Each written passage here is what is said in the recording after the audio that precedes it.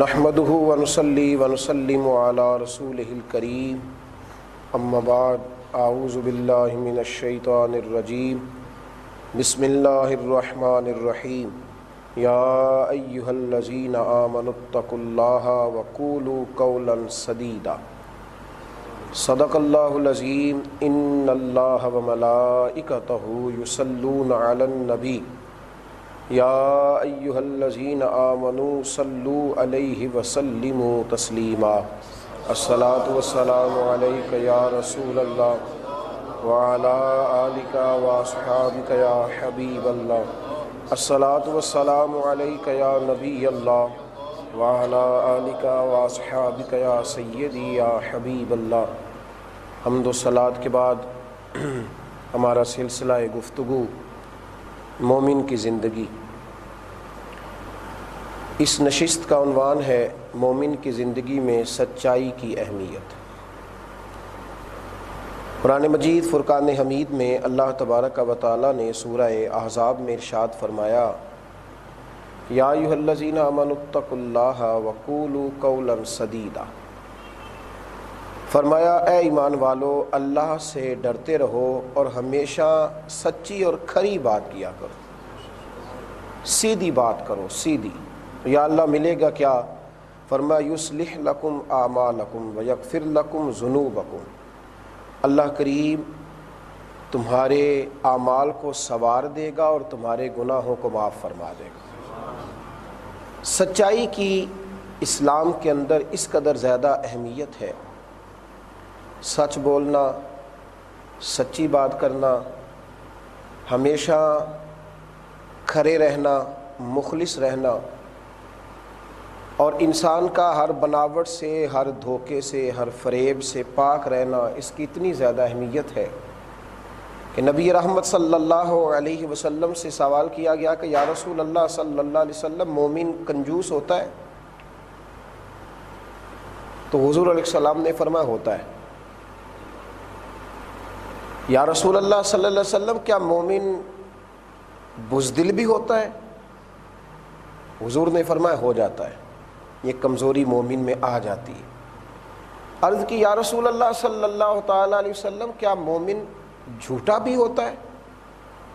تو محبوب کریم نے فرمایا مومن میں ساری کمزوریاں ہو سکتی ہیں پر میرا کلمہ پڑھنے والا جھوٹا نہیں ہوا کرتا۔ جھوٹ اور ایمان یہ دو الگ الگ چیزیں۔ جھوٹ کا سہارا لے کر اپنے آپ کو اونچا کرنا، جھوٹ کا سہارا لے کر زندگی گزارنا، جھوٹ کے سہارے رشتوں کو بنانا، جھوٹ کے سہارے زندگی میں اونچا اڑنے کی کوشش کرنا، یہ ناکام لوگوں کا طریقہ ہے۔ بہت اچھا کھانا دیتا ہے خاوند، بڑے اچھے کپڑے لے کر کے دیتا ہے، لیکن اس کی زوجہ کا کہنا ہے کہ یہ جھوٹ بولتا ہے۔ وہ کہتی ہے ساری آسانیوں کے باوجود مجھے اس پر اعتبار نہیں کہ یہ میرے بارے میں جو جملہ کہہ رہا ہے اس میں بھی کوئی سچائی ہے کہ نہیں ہے۔ بڑی خدمت کرتی ہے بیوی، وقت پر کھانا دیتی ہے، کپڑے دھو کر کے دیتی ہے، ہر قسم کے معاملے کے لیے خدمت کے لیے تیار رہتی ہے، لیکن اپنے میکے کے معاملے میں کچھ جھوٹ بولتی ہے، دروغ گوئی کا مظاہرہ کرتی ہے، تو خاوند کہتا ہے کہ میرا عدم اعتبار ہو گیا ہے۔ وہ رشتہ کمزور ہو جاتا ہے جس رشتے میں جھوٹ ہوتا ہے، یہ رشتہ کمزور ہو گیا، اعتبار نہیں رہا، رشتہ کمزور ہو گیا۔ ہم جب رشتے بناتے ہیں تو اس میں جھوٹ شامل کرتے ہیں۔ جب کوئی کسی بچی کا رشتہ دیکھنے کے لیے آتا ہے تو انہیں خواب دکھائے جاتے ہیں، گاڑیاں دکھائی جاتی ہیں، گھر دکھائے جاتے ہیں، پڑوسیوں کا فرنیچر لا کے لوگ رکھ لیتے ہیں۔ تو جب رشتے کی بنیاد جھوٹ ہوگی تو کتنی دیر چلے گا؟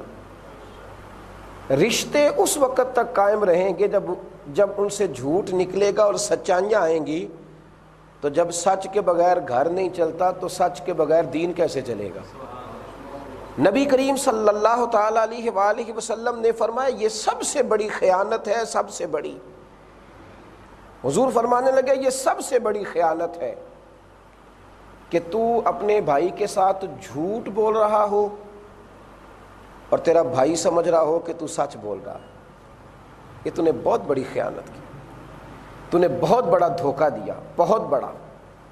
تو ایک صحابی نے عرض کی یا رسول اللہ صلی اللہ تعالیٰ علیہ وآلہ وسلم پھر ایمان مکمل کب ہوگا؟ محبوب نے فرمایا جب تم مذاق میں بھی اور عام حالات دونوں میں جھوٹ چھوڑ دو گے تو پھر تمہارا ایمان مکمل ہو جائے گا۔ یہ بھی نہیں کہہ سکتے کہ میں نے تو وہ مذاق کیا تھا، مذاق کے اندر بھی تمہیں جھوٹ بولنے کی اجازت نہیں۔ مومن اور سچائی یہ لازم و ملزوم ہے۔ میرے رسول کریم علیہ السلام رحمت للعالمین بھی ہیں، حضور امام الانبیاء بھی ہیں، سرور کائنات بھی ہیں، مالک و مختار بھی ہیں، اللہ کے حبیب بھی ہیں۔ یہ ساری شانیں ہیں میرے نبی پاک کی، لیکن قریش مکہ کے اندر، اپنے رشتہ داروں کے اندر، اپنے محلے کے اندر اللہ کے محبوب جس نام سے مشہور تھے وہ صادق اور امین تھا۔ یہ ساری صفتیں حضور کی موجود ہیں، پر نبی کریم علیہ السلام کے خاندان والے اور حضور صلی اللہ علیہ وسلم کے قبیلے والے جس نام پاک سے حضور کو جانتے تھے وہ نام یہ تھا کہ یہ بڑے سچے ہیں، یہ بڑے کھرے ہیں اپنی باتوں کے۔ اللہ تعالی ہم سب کو مدینے کی زیارت نصیب کرے۔ تو نبی پاک علیہ الصلاۃ والسلام کی مسجد نبی میں ریاض الجنہ میں جالیوں پر جو کلمہ شریف لکھا ہے وہ لکھا ہے لا الہ الا اللہ الملک الحق المبین محمد الرسول اللہ صادق الوعد الامین۔ محمد اللہ کے رسول ہیں جو باتوں کے سچے ہیں اور وعدوں کے پکے ہیں۔ یہ صادق اور امین ہونا یہ میرے نبی پاک علیہ السلام کی کمال صفت ہے، سچا ہونا، کھرا ہونا، دیانتدار ہونا۔ جھوٹ کی آمیزش اتنی زیادہ ہو گئی ہے، اتنی زیادہ ہو گئی ہے کہ اب سچا آدمی تلاش کرنا مشکل ہو گیا۔ لوگوں نے جھوٹ اس تیزی کے ساتھ بولا ہے کہ کوئی سچ بولے بھی تو لوگوں کو یقین نہیں ہوتا، کوئی سچی بات کرے بھی تو سچ کا بھی یقین دلانا پڑتا ہے۔ میرے نبی کریم علیہ الصلاۃ والسلام نے کیا خوبصورت انداز میں اپنی امت کو بات سمجھائی اور کس انداز میں حضور علیہ الصلاۃ والسلام نے ان چیزوں کی وضاحت فرمائی۔ حضرت عبد الرحمن بن حارث رضی اللہ تعالیٰ عنہ فرماتے ہیں ہم نبی کریم علیہ السلام کی بارگاہ میں حاضر تھے تو حضور نے پانی منگوایا، اور پانی منگوا کے نبی پاک علیہ الصلاۃ والسلام نے وضو کیا، اس میں اپنا دست مبارک ڈبویا، وضو فرمایا۔ فرماتے ہیں جب وہ پانی بچ گیا نا جس سے نبی پاک صلی اللہ تعالیٰ علیہ وسلم نے وضو کیا تھا تو ہم نے وہ پانی پینا شروع کر دیا۔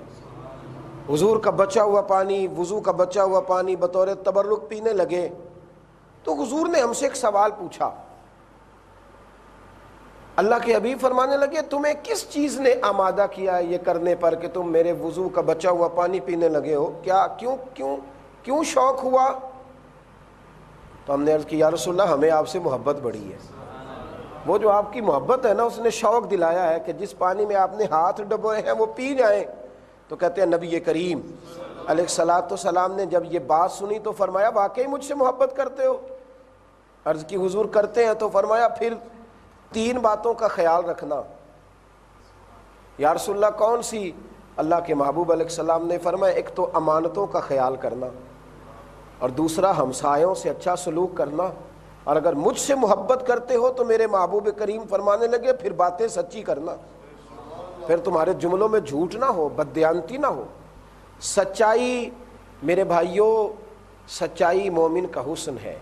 مومن سچا ہوتا ہے، مومن کھرا ہوتا ہے، مومن سچ بولتا ہے۔ اور میرے رب کریم نے حکم دیا ہے کہ یا ایھا الذین آمنوا اتقوا اللہ وکونوا مع الصادقین، اے ایمان والو اللہ سے ڈرو اور سچوں کے ساتھ رہا کرو، یعنی خود بھی سچے بنو اور تمہارے دوست بھی سچے ہونے چاہیے، سچائیوں کے ساتھ زندگی گزاریں۔ یہ ملاوٹیں ہیں، باتوں میں بھی ملاوٹیں ہیں، رشتوں میں بھی دھوکہ ہے، فریب ہے، فراڈ ہے، اور لوگ جھوٹ اس تیزی کے ساتھ بولتے ہیں۔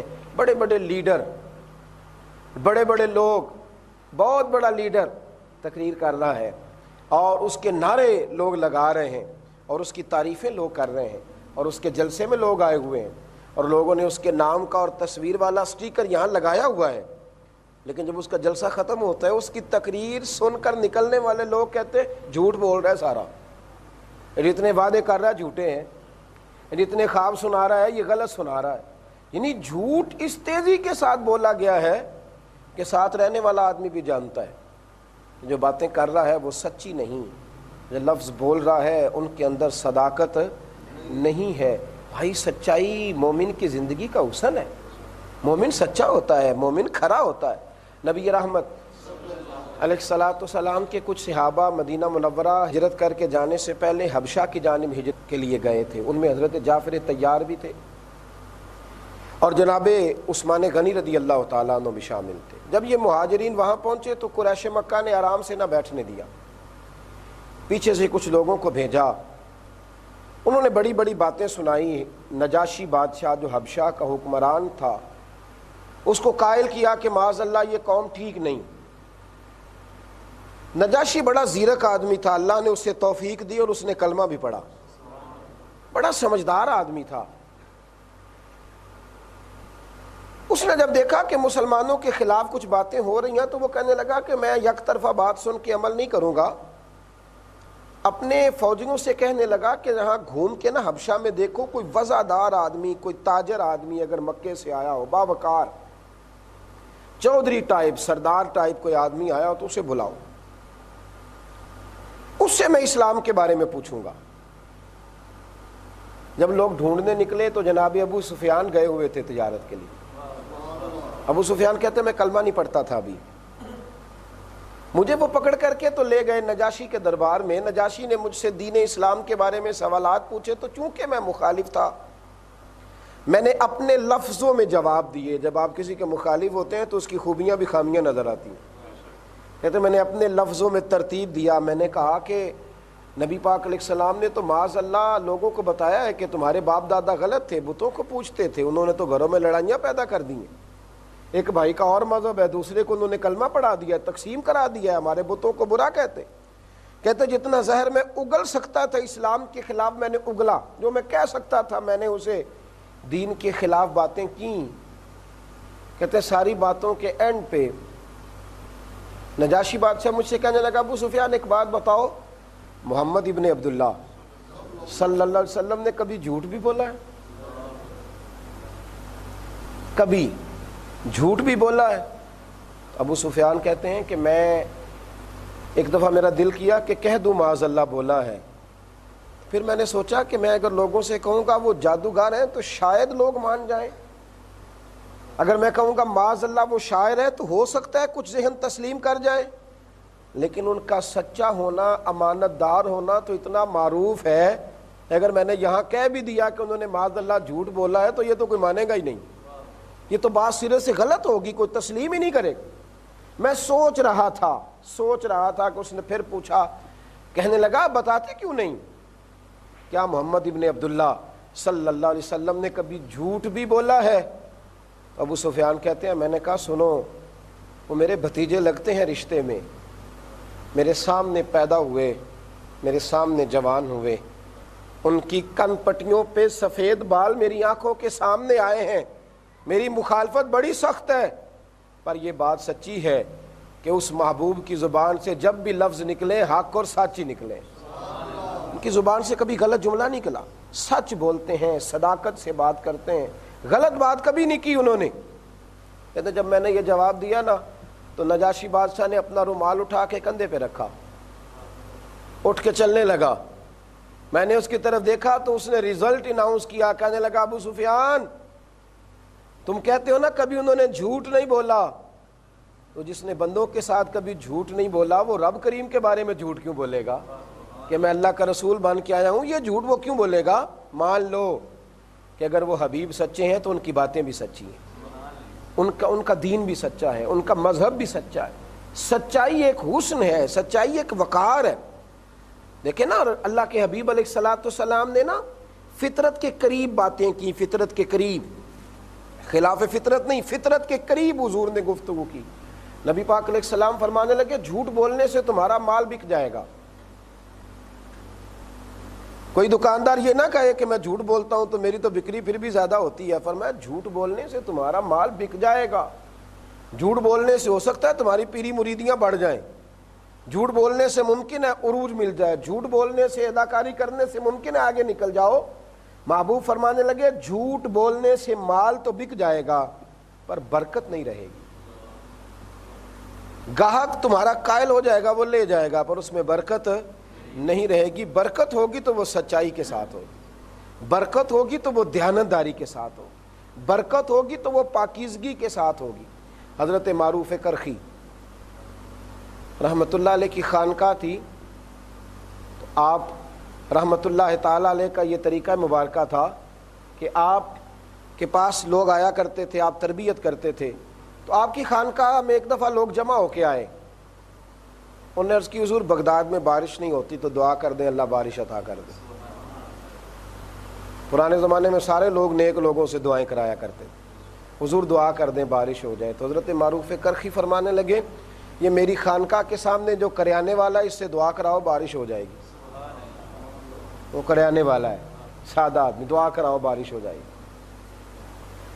لوگ خاموشی سے چلے گئے۔ بزرگوں کی باتوں پر لوگ تبصرہ تھوڑی کرتے تھے، جا کے اس سے کہا بھائی دعا کر دو۔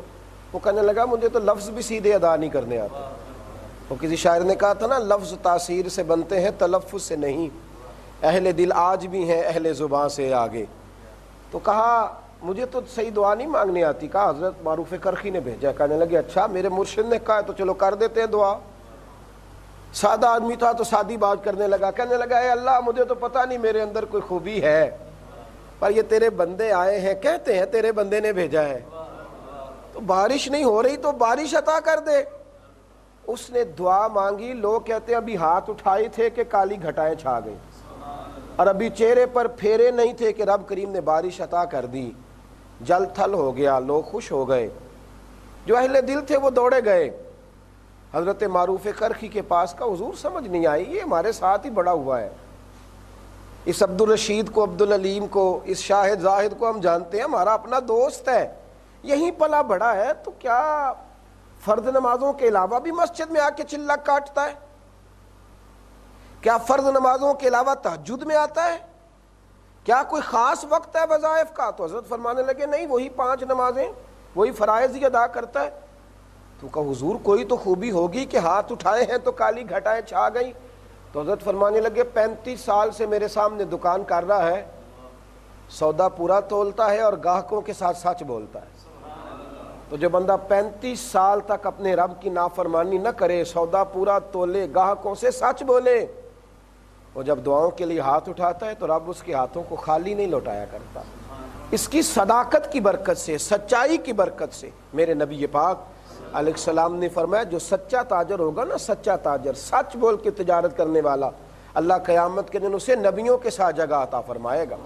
مومن کی زندگی میں جب سچ آتا ہے تو وہ اپنے آپ کو مطمئن پاتا ہے، جب وہ سچ بولتا ہے تو پھر اطمینان نصیب ہوتا ہے، جب وہ سچی بات کرتا ہے تو اسے محسوس ہوتا ہے کہ میں دنیا کا وہ انسان ہوں جس کے اندر کمزوریاں نہیں پائی جاتی، میں وہ شخص ہوں کہ جو بالکل ایک سیدھی لائن پہ چل رہا ہوں۔ سچ بولیں، سچی بات کریں، صداقت کے ساتھ اپنی زندگی کو گزاریں، رشتوں میں سچائی رکھیں۔ جب آپ جھوٹے دعوے کر لیتے ہیں تو پھر بھی آپ کمزور ہوتے ہیں، جب آپ جھوٹی قسمیں اٹھا لیتے ہیں پھر بھی آپ کمزور ہوتے ہیں، جب آپ لوگوں کے ساتھ معاہدے زیادہ کر لیتے ہیں پھر بھی آپ کمزور پڑتے ہیں۔ آپ باتیں تھوڑی کریں پر عمل زیادہ کریں، پر جتنی بات کریں کریں سچی، کریں کھری۔ مومن کی زندگی کا کمال یہ ہے کہ میرے محبوب کریم علیہ الصلاۃ والسلام نے فرمایا کہیں کنجوسی تو کر لیتا ہے، کہیں بزدلی تو دکھا لیتا ہے، پر جو میرا کلمہ پڑھنے والا ہے وہ جھوٹا نہیں ہوا کرتا، وہ سچا ہوتا ہے۔ اللہ تعالیٰ سچائیوں کی توفیق عطا فرمائے۔ آخر دعوانا الحمدللہ رب العالمین۔